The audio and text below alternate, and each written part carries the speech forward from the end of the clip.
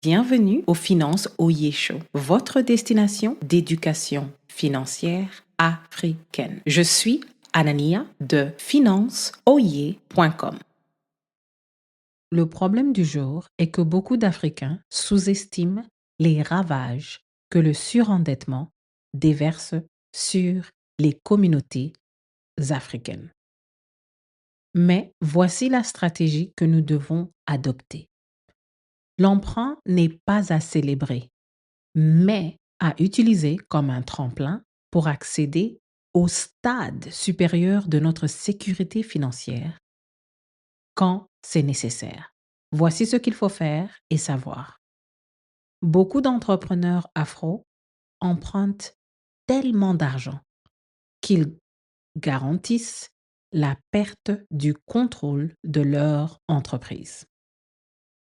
Et c'est pareil pour les finances personnelles de plusieurs Africains de la diaspora. Leur surendettement finit par la reprise de possession de leurs biens. Au lieu de saliver sur les montants élevés des levées de fonds, il faut se demander si la diaspora africaine peut se permettre de construire pour les autres.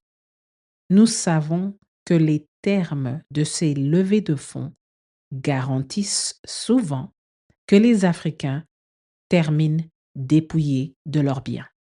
Je ne suis pas fan de l'obsession que des Africains ont pour les levées de fonds, parce que c'est beaucoup mieux de se focaliser pour construire ce qui nous appartiendra au long terme. Les propriétaires sont les vrais riches, jamais les emprunteurs en business ou en finances personnelles.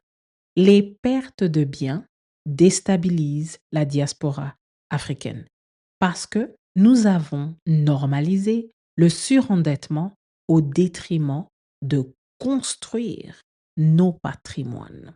La question du jour est: comment briser la culture de l'emprunt dans la diaspora africaine pour asseoir la protection de la propriété au long terme?